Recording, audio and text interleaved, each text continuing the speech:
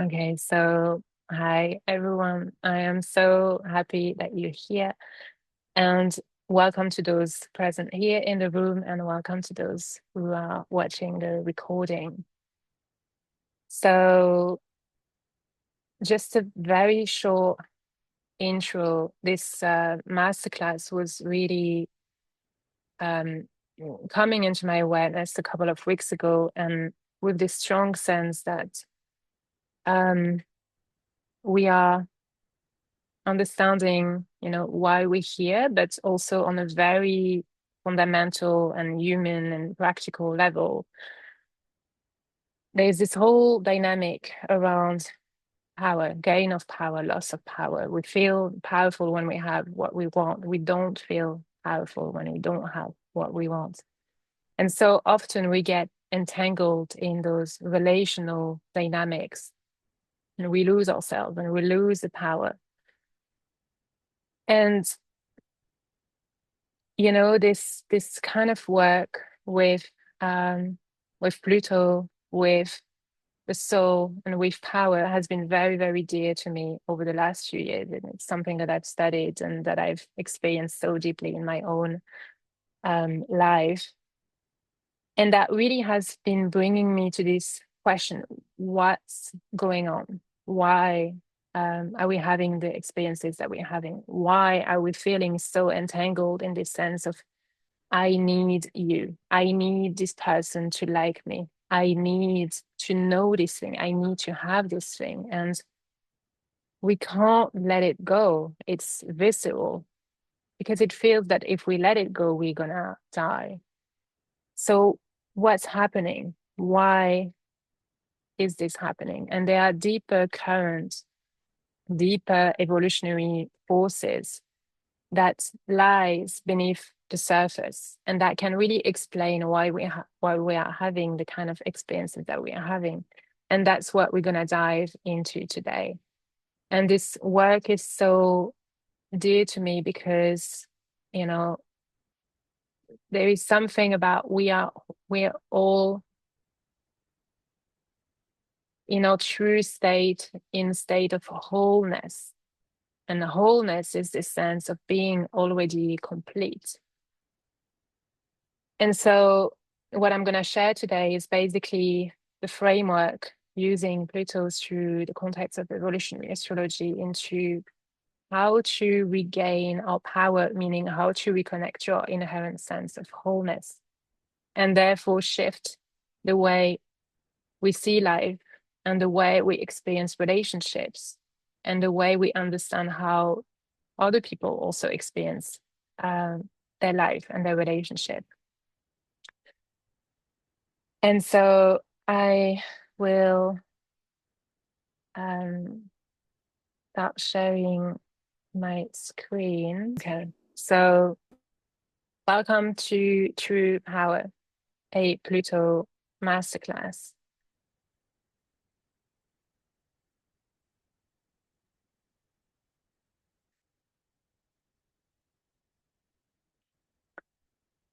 So let's start with a short introduction. And basically, for those watching the replay, this class will be about an hour, 75 minutes. I will go into an introduction and sharing the different the arc of the masterclass today. There will also be a short drop-in practice, and ideally, if you wanna ask the questions, you can leave it towards the end. But if you have something that's very alive and that's very present and that wants to come through, you can put it on the chat.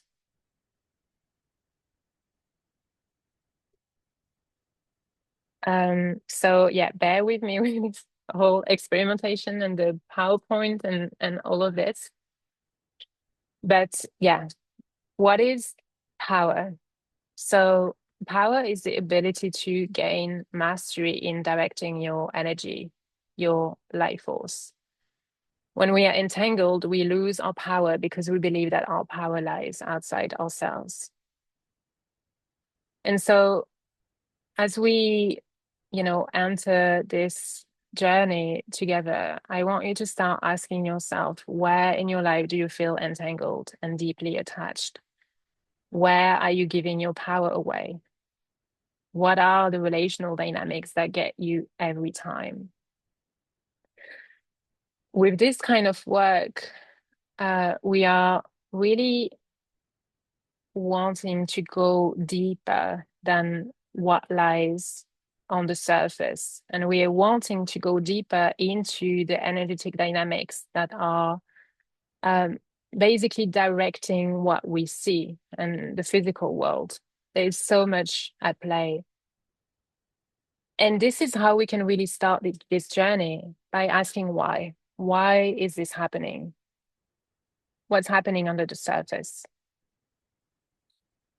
Because when we start to understand why, there is a lot more power that we can access through that awareness.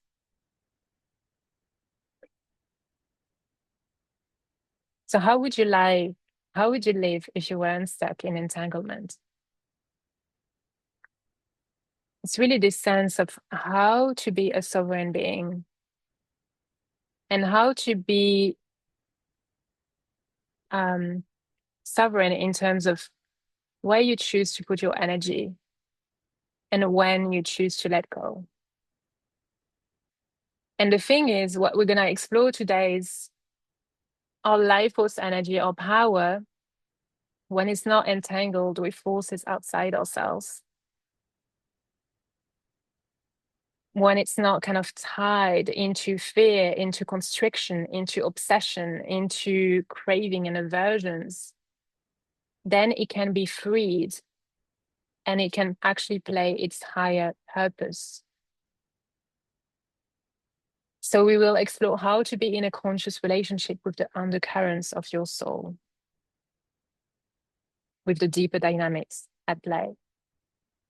So when we look at Pluto, we look at the soul, we look at evolution, we look at desire, we look at power, and all of those words can be actually used interchangeably. They're all connected.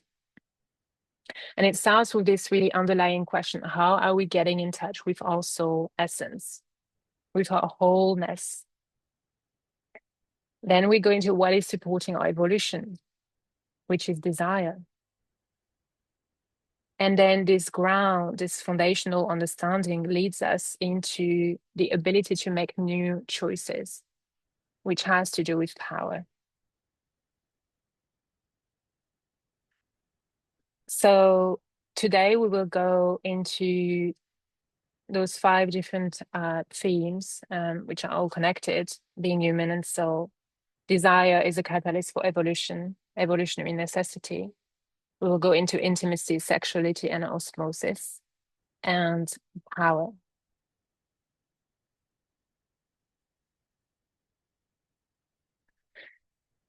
So being human and being soul, this is something that has been very, very deeply fascinating to me over the last few years, and increasingly so over the last year, I would say. But to begin, I would like to invite you into a short somatic practice, into actually feeling what we are talking about here. So wherever you are, I invite you to find a comfortable seat. It will just be a few minutes, and I will guide you into this somatic experiencing practice around being human and soul.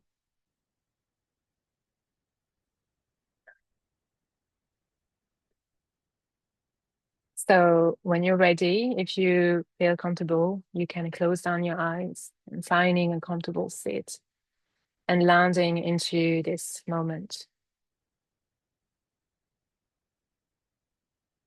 And as you close down your eyes, inviting your awareness to go inside the edges of your skin, inside your body, and to feel into your inner landscape, your inner experience.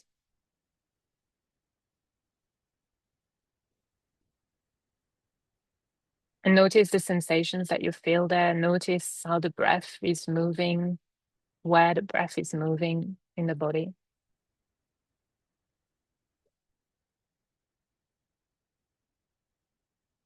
And feeling the support beneath you, the chair, the ground, noticing your hips, your legs, your feet, and how the ground is supporting you in this moment.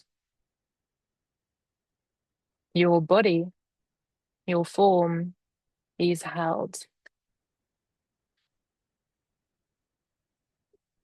And with each exhale, can you let go and surrender more and more into that sense of being held and being welcome exactly as you are in this moment?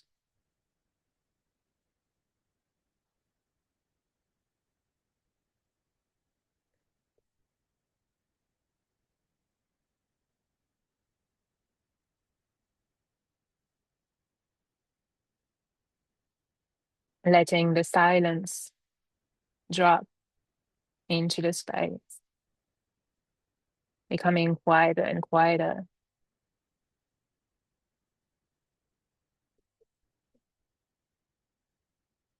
so that you can actually feel more and more of the subtleties of what it is to be in this form, to be human,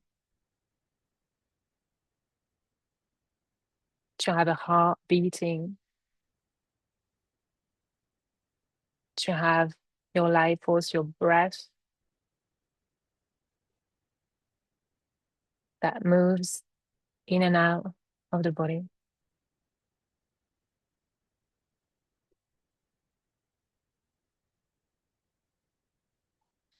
And at the same time, can you start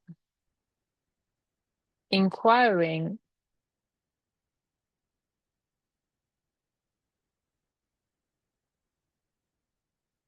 into something deeper,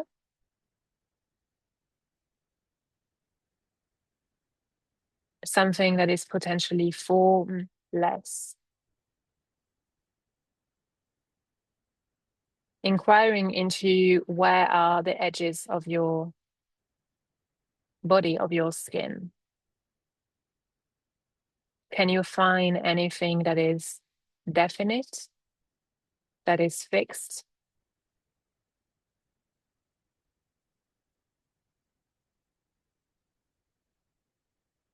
And really feeling into what does it mean for you?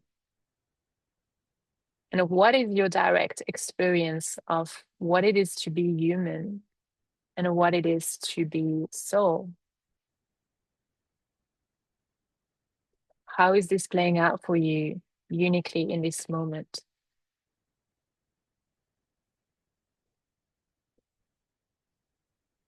What are the edges of your experience? Can you find the edges of your experience? Or rather, are you allowing your field to keep expanding into the unknown, into the infinite?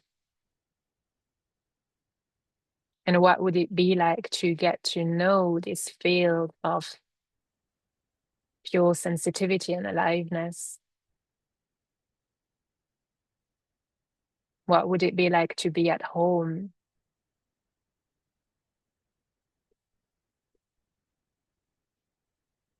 there?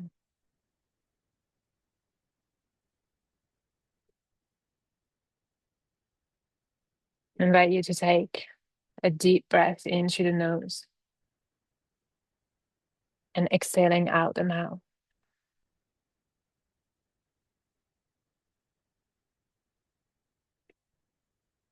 Inviting the awareness to come back into the felt sense of the body, really feeling your flesh, your form being held with the pull of gravity by the ground, by the earth. and allowing your hands to actually touch your skin, touch your body, and feel the direct experience of what it is to be in this form.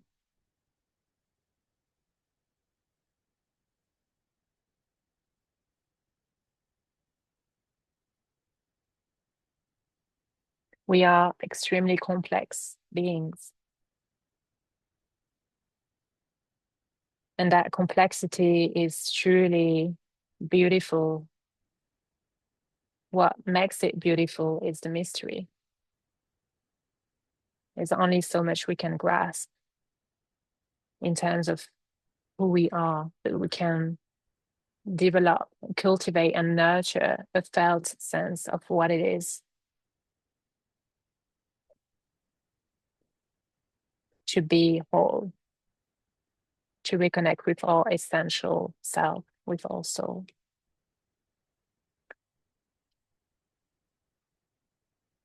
So when you are ready, I invite you to slowly open the eyes and take some time to presence yourself in the room that you're in. Noticing 3 things that you can see, 3 things that you can hear,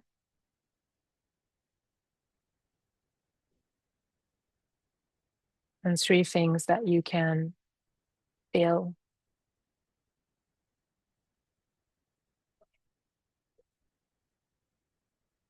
Bringing conscious attention to intention, to being right here, right now, being human and being soul.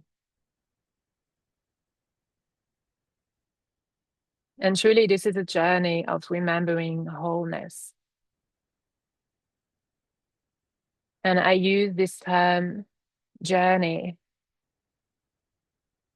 intentionally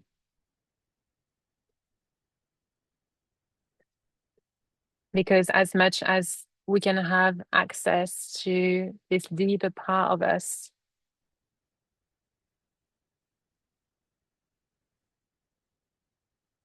we also very prone to losing touch with it, to forget about it.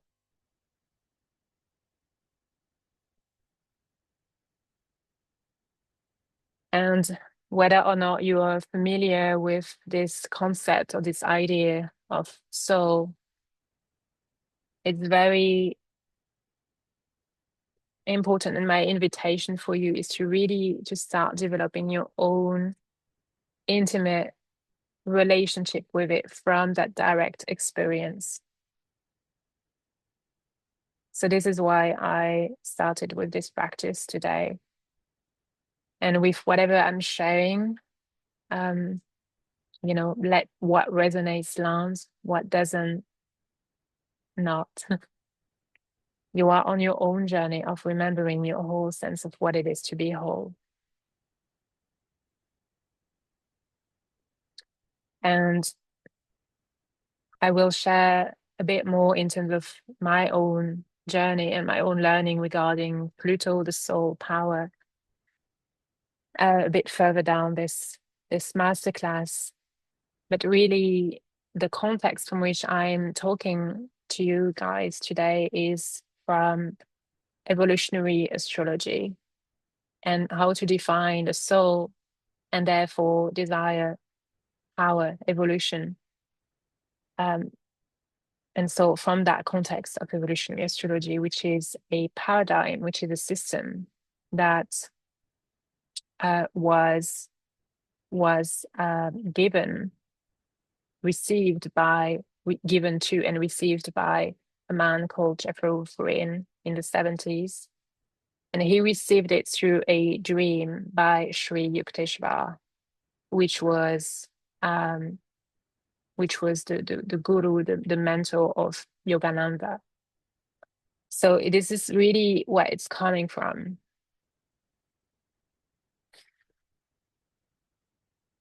So within this context, what is a soul? I think it's a really good question that maybe we not often ask ourselves. It's an immutable consciousness that has its own identity that remains intact from life to life. It's our inherent essence. It's what remains when we let go of the body and the ego structure of who we think we are. And this life is a journey set in the context of the bigger journey of the soul. So the soul, as this immutable consciousness, incarnates into form, chooses to incarnate into specific forms in order to have certain experiences for its own personal journey.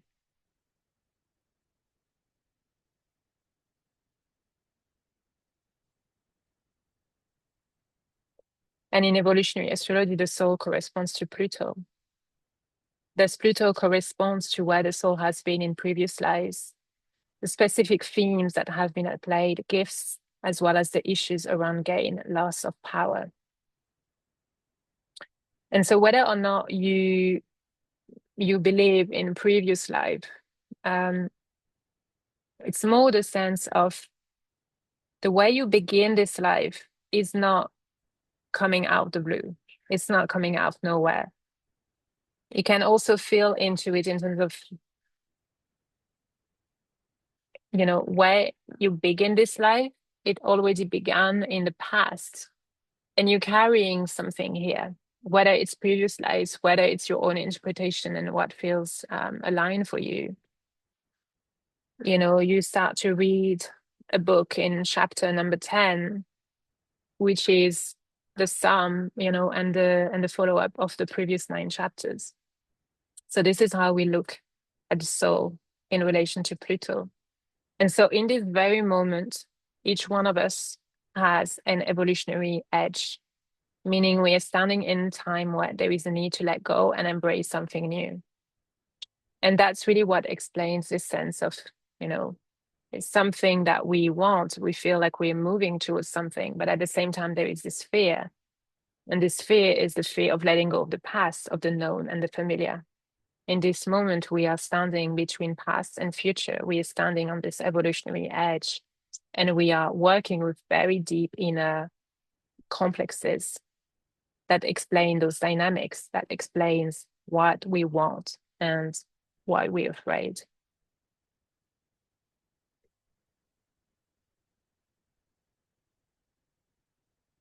So I am still, just checking that everything's okay. You guys following so far?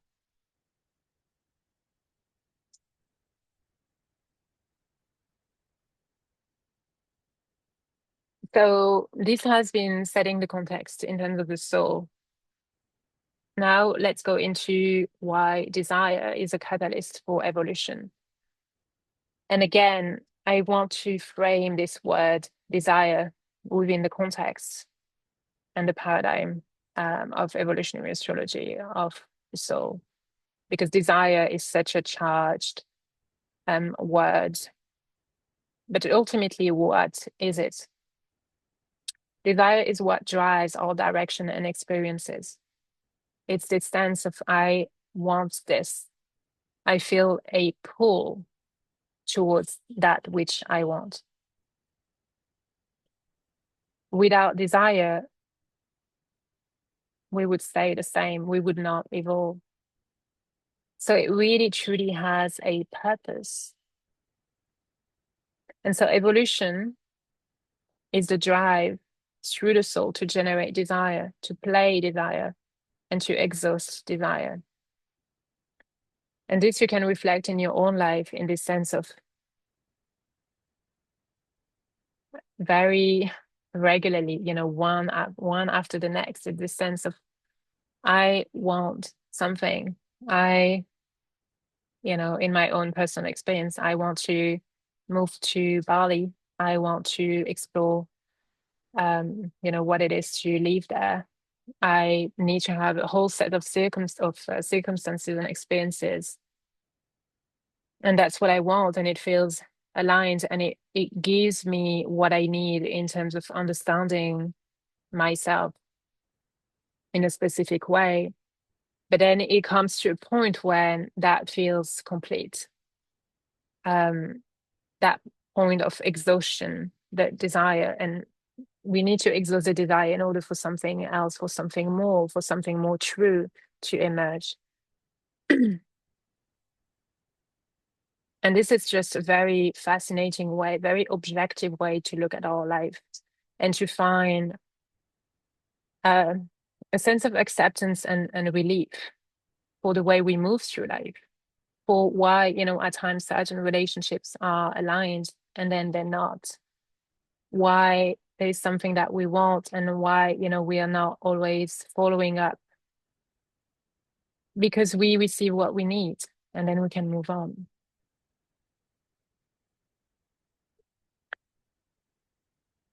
And so this is really the fundamental teaching, is that the soul has two coexisting desires within it that are at play at any really moment given in time, which is the desire to separate from the source and the desire to reunite with the source that has created it. And so we can sense, within ourselves, like the desire to be ourselves, to separate. I want to be myself. I want my own space. I want to be my own. I'm an individual. I need to be like have that sense of self. And at the same time, we want to merge. We want to let go. We want to give up. We want to bow to something bigger. And it's this constant pull. And this very much also shows up through the relationships in our life, that inner conflict between wanting to be together and wanting to be alone.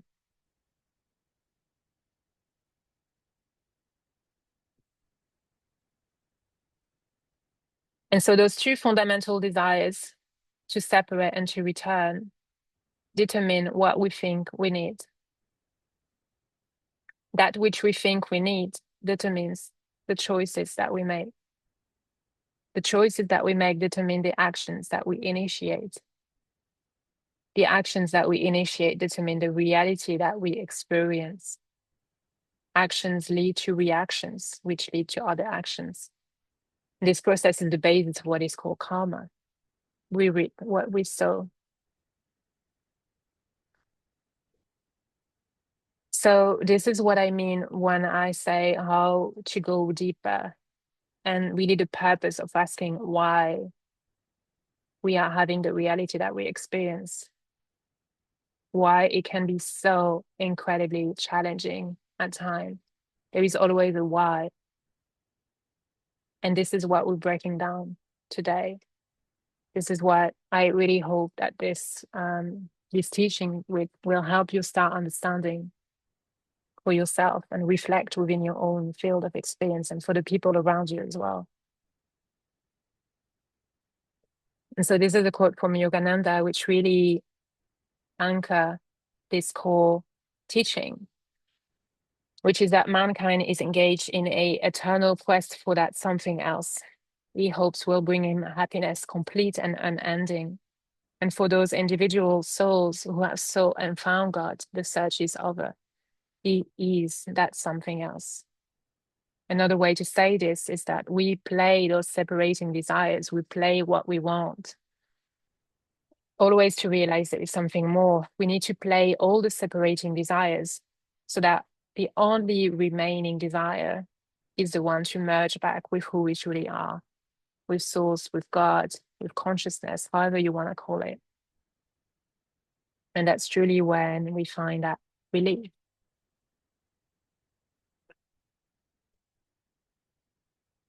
So desire originates from the soul and is therefore unconscious. This is a very important point to anchor in when you look at the soul. You look at, those unconscious forces in the body. And this is why when we want something, it feels like it's driving us. It's a strong pull, a strong push. I really want this. I really don't want this. Craving obsessions that we feel compelled to follow without knowing why. We are just aware of the consequences. of the surface level things. But when we start to understand why, we can cooperate versus resist our unique evolutionary curriculum.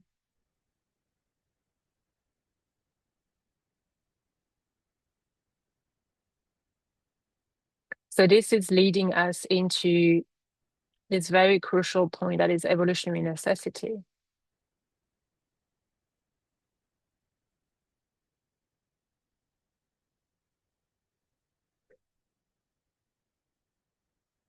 And I know this is, yeah, there is a lot there, and it's very deep content. So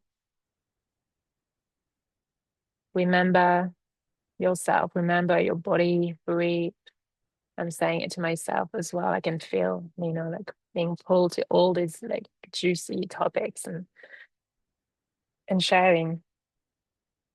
But there is something as well always about reminding us to really take the time to take in and to receive what we can take in and receive,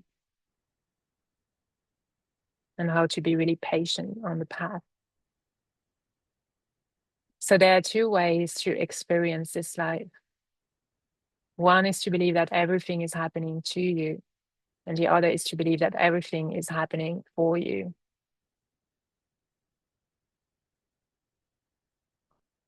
Evolution is happening, whether you want it or not. And the question is, are you resisting it? We all have those very, very challenging experiences, these emotions, these feelings, these things that we don't want. We lose something, we lose someone, whether it's a relationship, whether it's a home, whether it's possessions, whether it's a career. We don't want to let go. We resist what we know is happening under the surface, because on a deep, subtle level, we are all aware of what's happening. But often we are so consumed with the stories in our mind that we are completely dismissing it. And again, why? That's the beginning of the journey, to ask, why is this happening? And what are the gifts and the lessons implied in my unique curriculum, in my unique journey?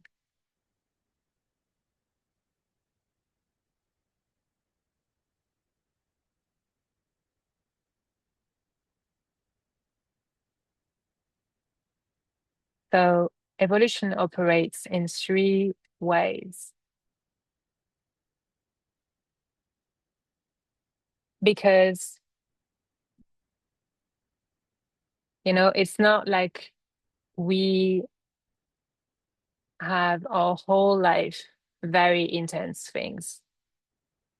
Some people do. But also, it doesn't necessarily have to happen this way. It can happen in a more sustainable way, which is the slow yet progressive evolution. So, for instance, there is a desire, as you are here, to learn astrology. And so astrology represents this thing that you want to learn about. And by learning about astrology, you are learning about yourself. And under the surface, there is this evolution that is happening. And, it doesn't have to be this like very dramatic thing, but for instance, for me, okay, now I feel like I'm stepping into a deepening of my practice and a deepening of my sharing. And so through making this masterclass and showing up in this way, I'm also facing deeper fear content. It's not necessarily dramatic, but it can be, so. And when you look at something in our lives that are more kind of dramatic, so to speak, more intense, we look at cataclysmic evolution. So you lose a relationship, the partner lives, your partner dies, again, you lose the job. You have this whole career, you're very well known. And from one day to the next, you're being cancelled. Your house burned down. It's like, and somehow this is happening because it's not just that one thing. It's not like the partner has left. It's everything that has built up to this point. And it's, the analogy of the pressure cooker. The pressure is building, building, building, building, and you don't want to let it go. You don't want to listen to what wants to happen. You resist, and the pressure builds. And this is the evolutionary force that is building on the surface. And what is the natural result when it's being built up to the point that it cannot anymore? It will blow up, the pressure cooker will just explode. This is cataclysmic evolution.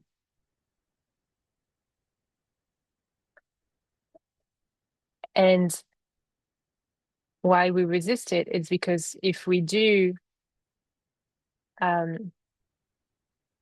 feel what is there to be felt, meaning, the fear of abandonment, the fear of loss, the fear of not being loved in that instance of the relationship breaking down, we will have to feel such deep grief and pain inside. It's so painful.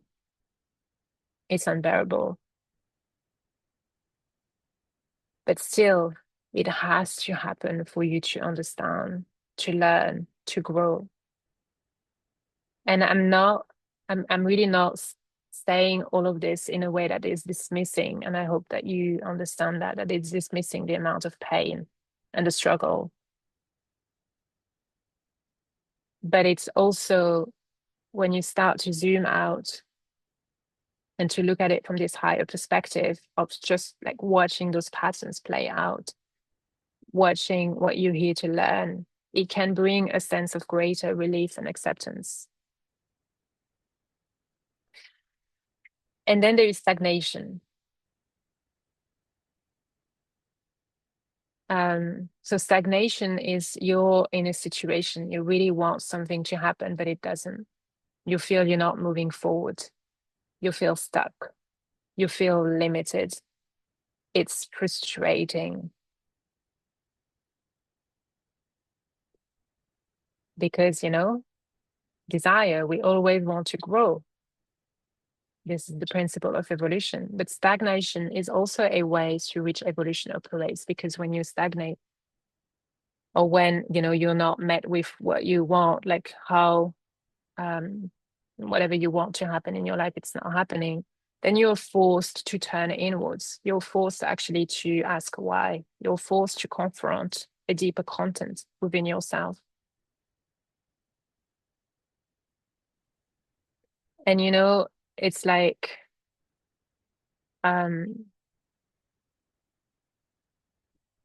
trying all the things, and yet it doesn't really work. And then you're just like, okay, now I give up. I let go.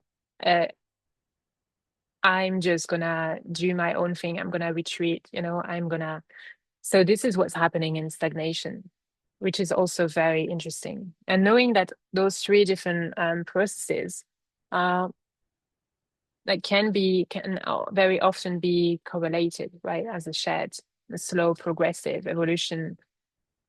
You are dealing with also different forces, either cataclysmic or stagnation.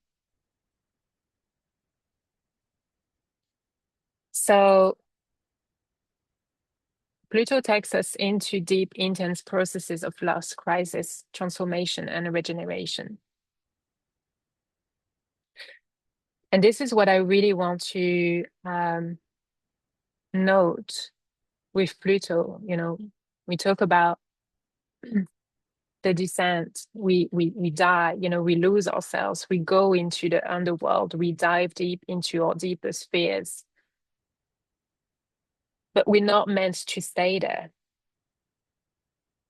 Because ultimately, Pluto is about transformation, it's about regeneration, and it's about evolution. It's the descent and the rise. It's death and rebirth. is the inner volcano that erupts to transform the landscape of your life, the compost that becomes new life, or the phoenix that rises from the ashes that once was. And I just want to quickly point that out because it's so easy to stay in the underworld, to stay in the darkness, to stay in the depression, to stay in those crises. And sometimes those processes can take a long time. But ultimately, again, we're not meant to stay there. And how can we remember that Pluto ultimately is the phoenix that rises from the ashes? What have you learned? You can only learn by diving into it, but it's about learning, right? It's not about staying stuck there.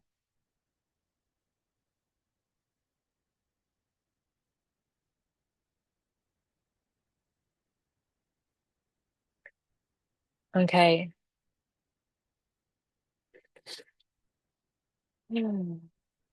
So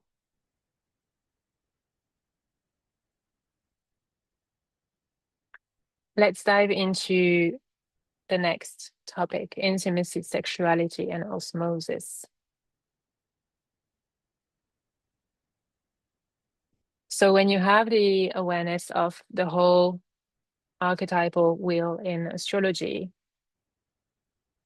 you can see that in the position of the archetypes, Scorpio follows Libra. What's happening in Libra? We socialize, we interact, we find balance through listening to each other's needs. There is still a sense of this is you and this is me. This is what you need, this is what I need. How can we make it work? We find balance, a scale. But in Scorpio, we commit, we get married, and we get divorced. We merge, we have sex. It's this sense of we're not, the intention with Scorpio is not to be two people anymore, it's to be one. Scorpio corresponds to deep intimacy, to sexuality, to orgasm. Scorpio is where we get entangled. Thus, all of our deepest fears and complexes are emerging. And in the Scorpionic way, we don't want to let go.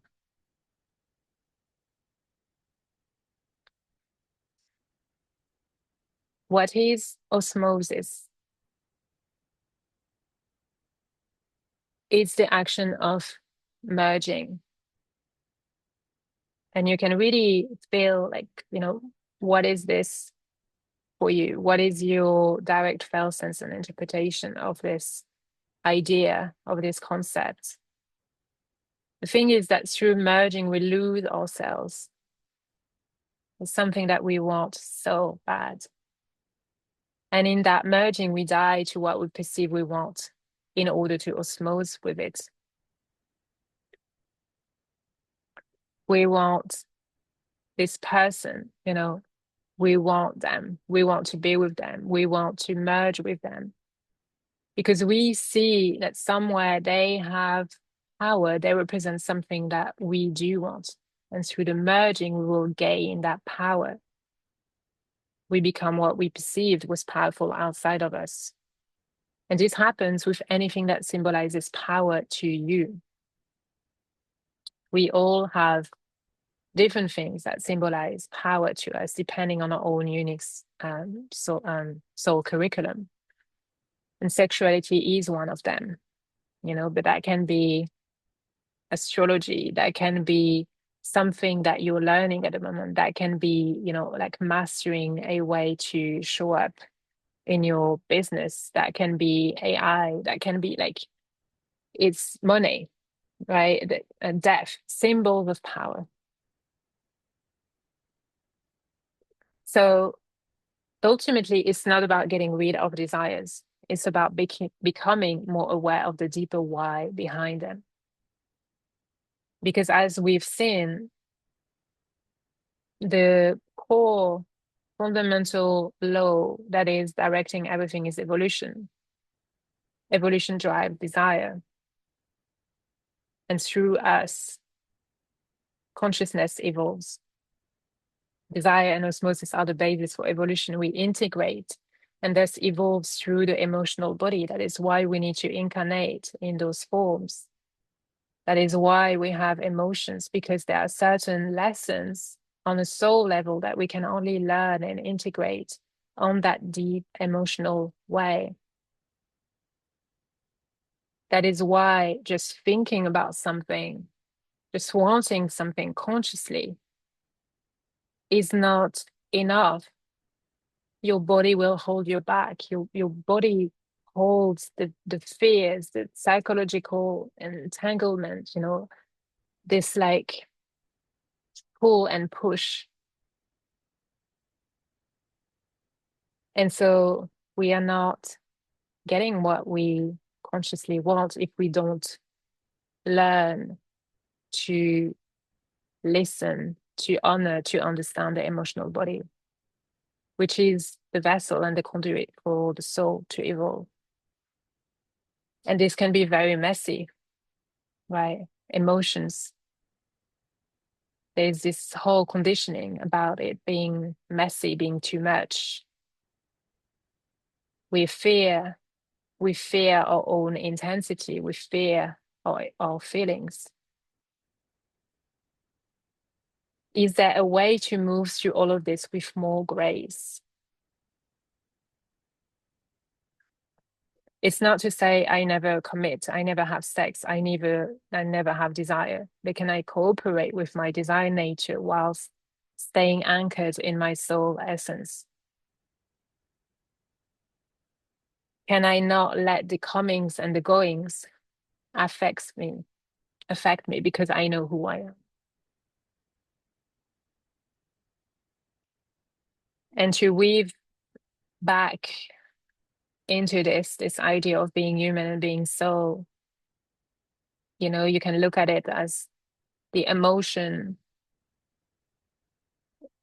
is, part of like being human. And that's where we feel pain, but that's also where we feel love. That's where we feel the whole spectrum of our experience. And at the same time, we are soul, we are timeless, we are whole, we are love. And holding this consciously can truly allow us to move through it with more grace, with more understanding, more compassion, both for ourselves and for others.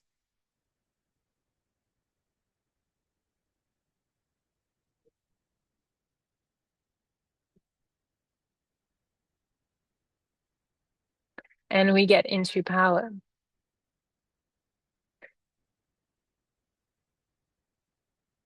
So there is a thread here, even though, I'm teaching and sharing those concepts in a way that they are all connected. But the thread is really ultimately how to call our power back. It's the rebirth, it's the rise, it's what we truly want. It's what we are after. So we become powerful when we merge with what we perceive we don't have and thus we need. So again, I share this example at the beginning, but it's this sense of I need. And you can feel that in your body in your own unique way, whatever that means for you, whatever experiences comes in your mind. When I share this, I need you.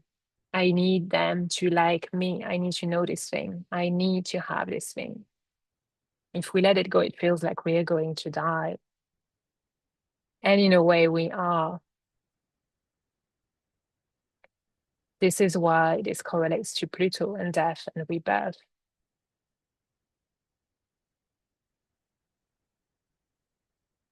The truth is that your power has never left you. It just became entangled.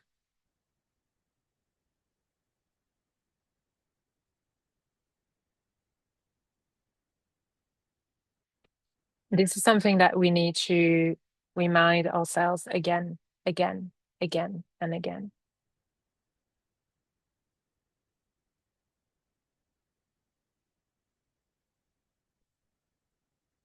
So let's go a bit deeper into why is this happening? Within Pluto are imprinted core fear patterns, craving, obsessions, compulsions. And why? It's because this is what we know. This is what we've learned in past life experiences. This is how we've been finding security. And so our attachment, why is it that we want something so bad? It's because it makes us feel safe. This is how we've known to feel safe. But somehow, as long as this source of safety is outside yourself, it means that you're giving your power away to that thing, and there is entanglement there. There is something unresolved. There is something where you cannot see that the true safety, the true power, the true wholeness lies within. And so that which is unresolved becomes the basis for the experiences we create. This is the principle of energetics. This is what's happening under the surface. This is why we need to meet and be reflected in our reality, in our life, what's actually truly happening within. So what's unresolved impels life to produce the experiences that we need. And therefore, there is no separation between the inner desire nature of the soul and its seeming outer life.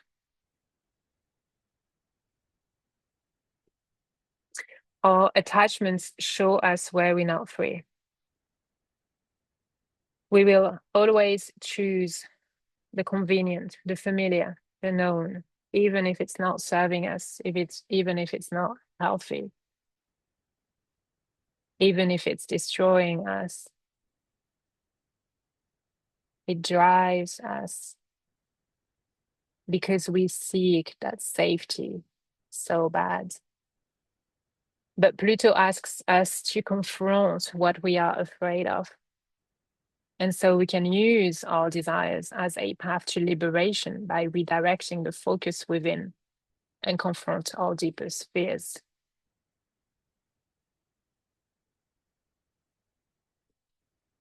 So to break it down, one of the really foundational aspect to look at Pluto and what it represents, it's the arc from disempowerment to empowerment. And how is that unfolding? Through doing the deep work, confronting what we're afraid of, learning to embrace fear. It's not about pretending that fear is not there. It's not about saying, I'm strong. I don't feel fear. I'm not afraid.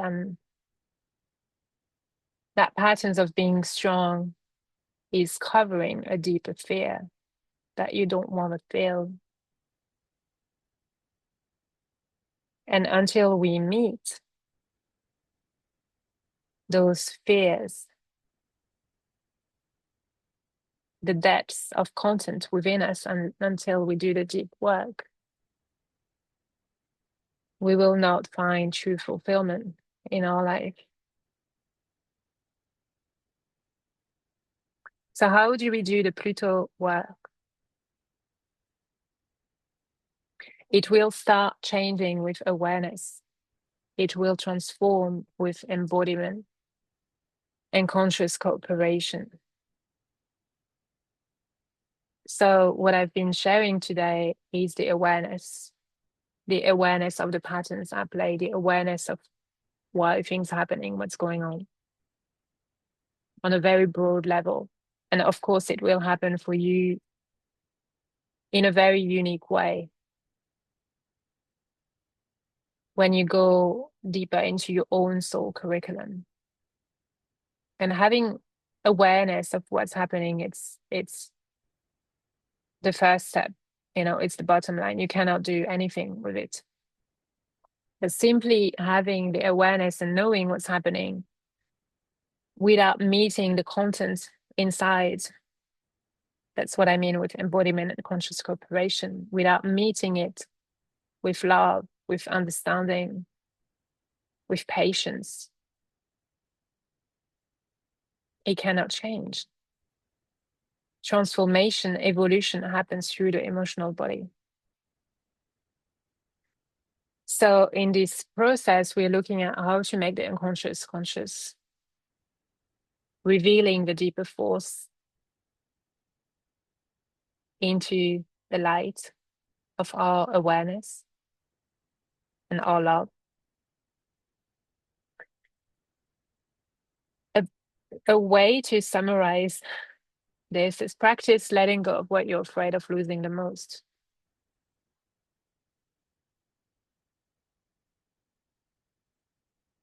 And so instead of being driven by unconscious forces, we actively face them. There is a point where we need to recognize the content that's within us. And if we truly want to be free, if we truly want to liberate, there is a point where we cannot bypass it anymore. We cannot try to work around it. And so there are two really big points. And I'm realizing I did not share about my own story and why this is so important to me. And so I will briefly share it now, because this point and the next is truly what I feel working with Pluto has taught me over the last few years.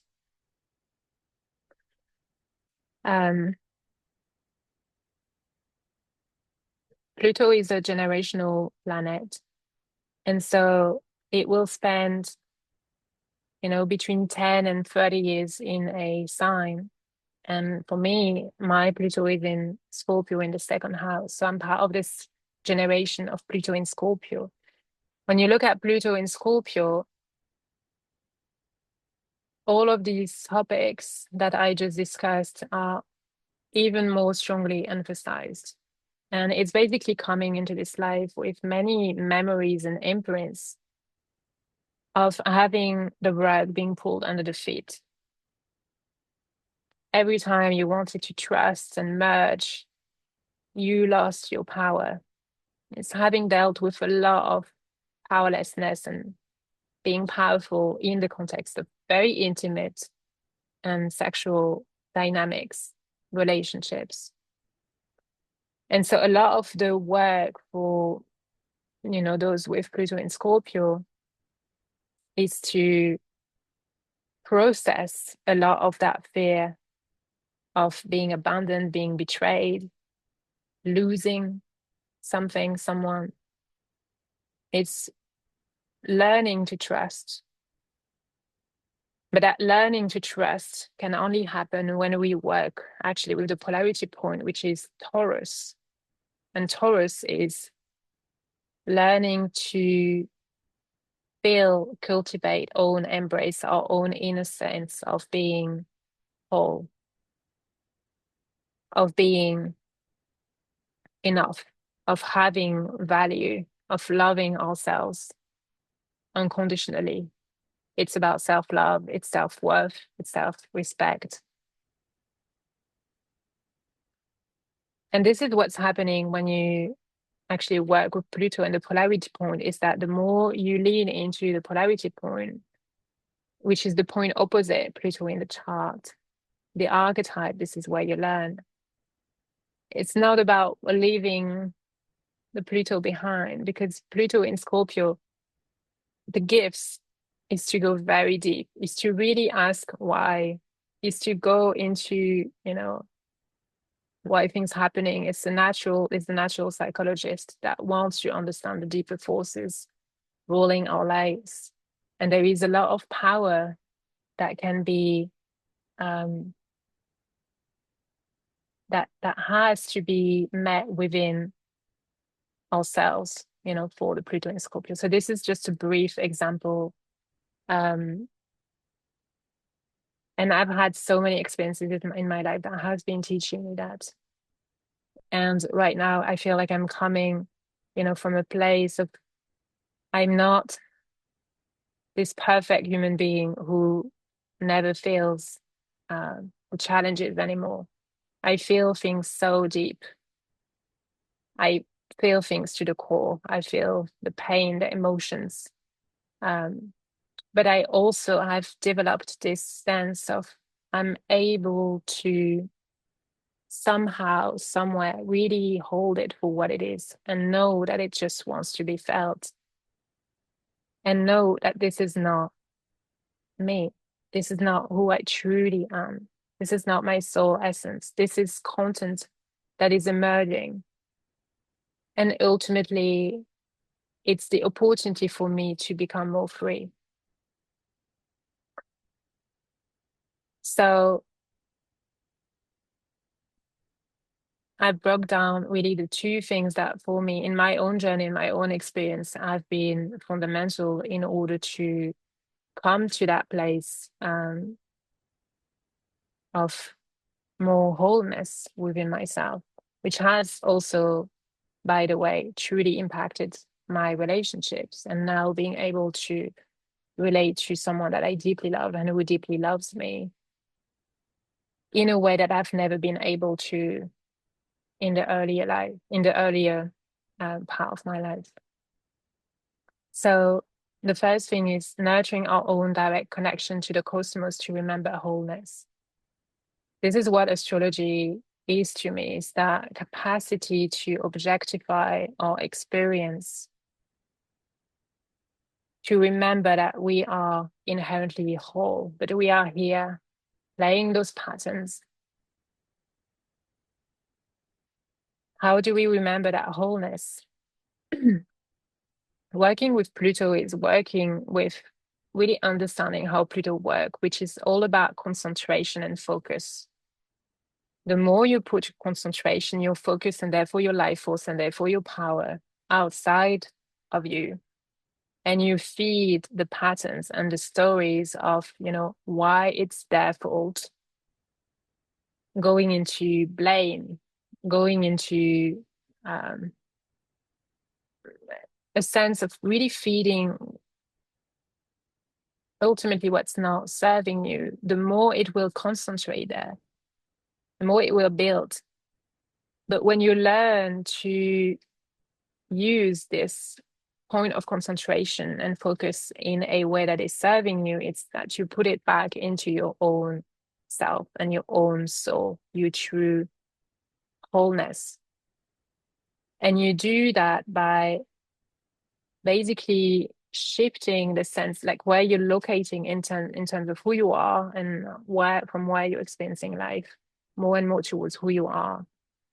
And this is basically, again, this is not happening to me, it's happening for me. There is this shift into claiming the own power and seeing yourself as the center of your experience and your world and your life. And then questioning, okay, what am I not feeling here? What is the gift here? It's shifting from a place of control over identifying, leaning outside ourselves into seeing, disidentifying, and finding a place of detachment and safety within the soul. And so this is the first point, this conscious focus. And then, when you look at the embodiment, is really learning to tolerate what we fear. So there, for me, it's been a lot about learning to work with the nervous system, with somatic experiencing, and with the emotional body. And I bring these terms of digestion and metabolism because we need to digest certain experiences. And this is, again, why we incarnate in those forms. This is what the emotional body teaches us. Because always we are, we are longing for coherence. We are longing for order. And this And we're longing for love, we're longing for unity. And this happens whenever we digest that fear, that unprocessed emotion, whether it is, that anger, that grief, but it's learning to tolerate it on a deep, visceral level. So this is the final note. Basically, this whole work, it's about finding equilibrium and coherence between death and rebirth, because we all have different tolerance. And it's really checking in with yourself where you are at. Are you needing to cultivate more safety? Are you needing to go more into the depth of content? Are you needing to simply enjoy the food that you're eating? Um, and there is something about this work, this Pluto work. It takes time. Transformation doesn't happen overnight. Transformation is the result of, again, shifting our point of focus more and more towards who we truly are. But for this, we need to repattern the nervous system and what's happening within ourselves that hasn't been processed. So Pluto reshapes life when you build a relationship with it over time. And the less you resist, the more you cooperate with what's playing, the easier it will get.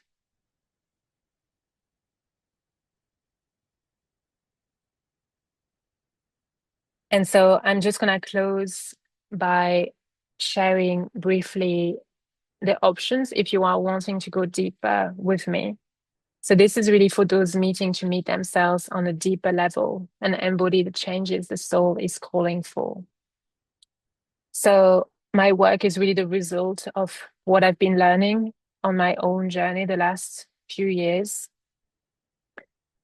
And around all of this content that we've been exploring today, you have two options. And one is the basic, when I mean basic, it's the fundamental evolutionary astrology reading. And this is to map out the unique journey of your soul.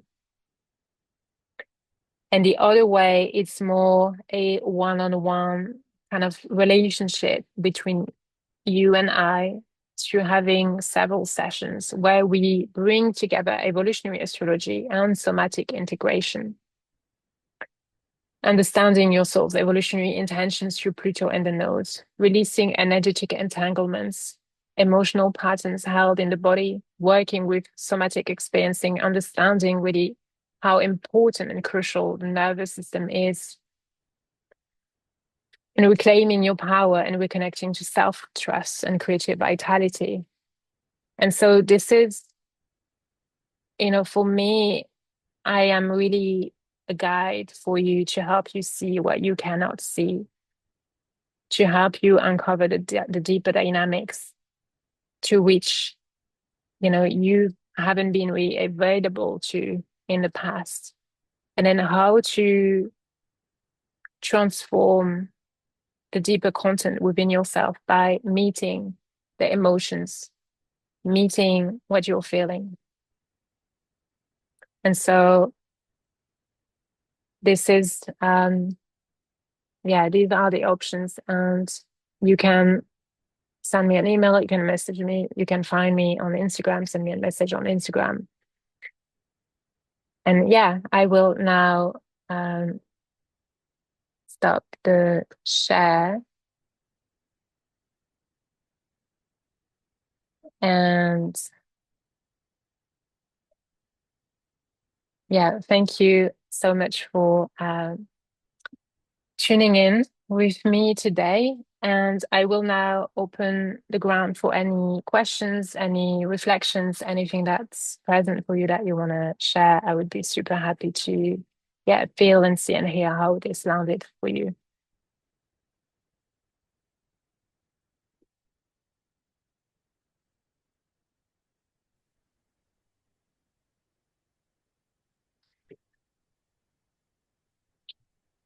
Just thank you.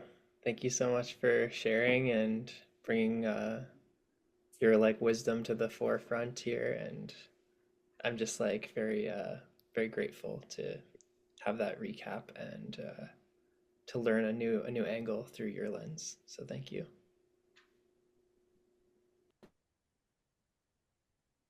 Yeah, it was quite interesting, the somatic side, because um, that is what really fascinates me a lot too.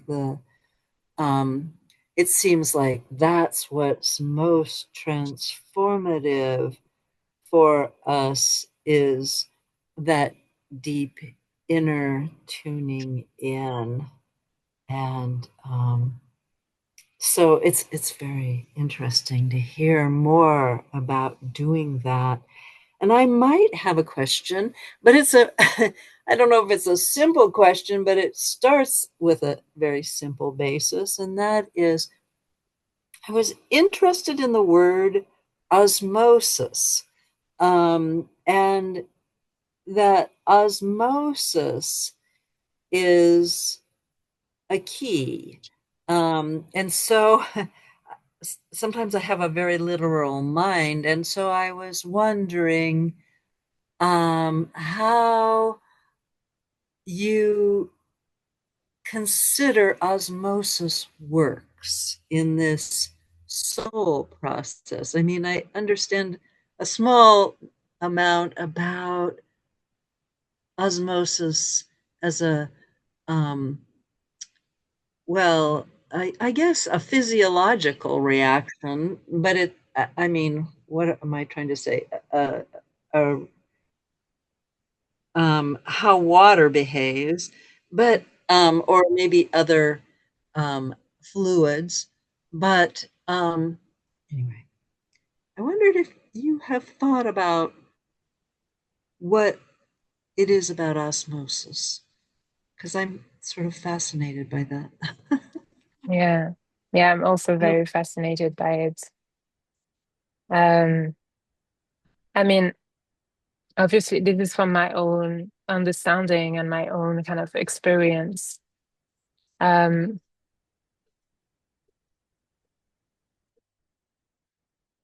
but for me, the core and key essence of it lies in the death and the rebirth.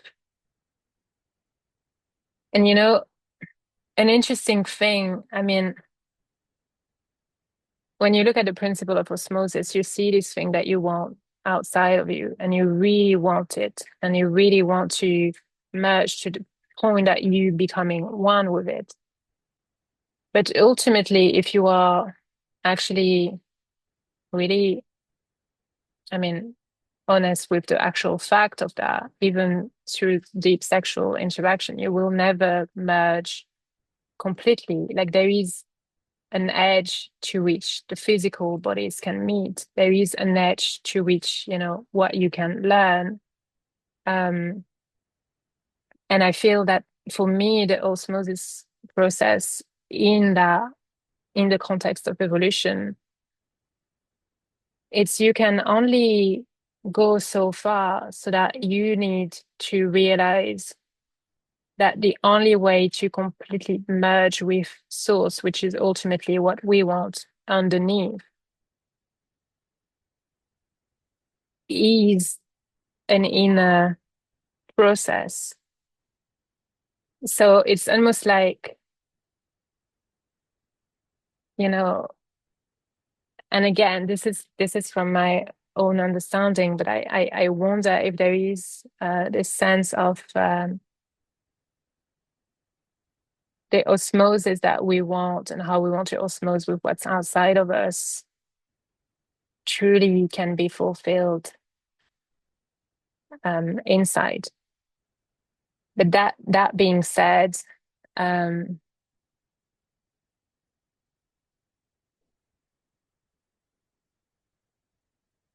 we only we only can come to this understanding when we've come all the way with the other person or the other. It's like there is a need. It's driven by a need to go all the way, to merge and to osmose. But in that very key moment, the moment where we die, in order for us to rise again and to be reborn, that letting go is happening inside. That death is happening inside. And I think this is how it all kind of plays together, in the sense of, for us to set this context and incarnate in those forms as humans, to play the illusion. We can be pulled by this desirous force for us to come to that inner death. I don't know if that makes sense. It's such a subtle thing to talk about, and it's like also very hard to talk about, because you really need to experience it. Yeah. It sounds like you're saying that this process of osmosis really can't work until we deeply let go. I mean, whatever that means. I mean, death is one way to put it, because we're leaving behind the state of what has been a kind of closed pattern, and that it's death of that closure, or that sense that this state is complete and full, and maybe even enduring. And then, so what has to happen before this osmosis, where there's this merging, this taking in, what before this was kind of inviolable? Is that the word I want? But that there was a completeness to that state, but it has to become permeable again.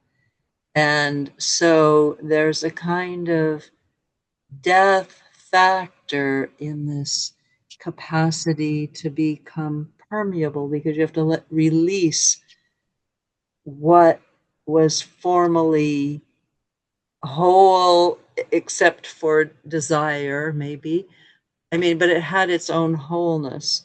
Anyway, that's how I'm kind of thinking about this death and osmosis pattern. We felt kind of complete with, Yeah. and then desire kind of helps us become permeable. Anyway, thank you. This is very intriguing.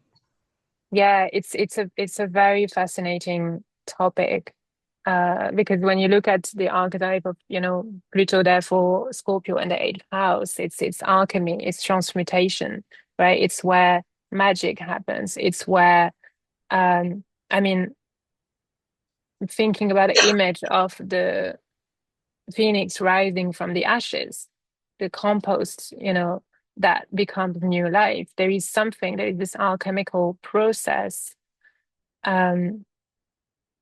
that fundamentally has to do with something becoming something new, and yeah, the death, rebirth. But again, as I was speaking a bit earlier in the masterclass, I think it is part of the deeper mystery of the soul, that has to be experienced in each of us own unique way. Yeah. It makes me think that we have to really undergo this change of state before we can grow into this. I mean, I don't know. I mean, I could say more, but perhaps that's the essential point, is that there's a profound change of state that Mm, is the initial um, capacity to be that permeable, mm, that um, uh, I don't know what the right word is, incomplete on some level. yeah. But you know, this is also where like this plays with the groundwater trine, right? The eighth house Scorpio, the fourth house Cancer, and the 12th house Neptune. There is something that happens through the emotional body, the soul, Mm, and the mm, infinite. And I feel like the transmutation happens in those kind of in this like water way, in this mutable way. Yeah, I feel mm. we'll close now, but yeah, very interesting topic. Thank, thank you. So thank you again so much for joining me today. And yeah, have a beautiful rest of your day.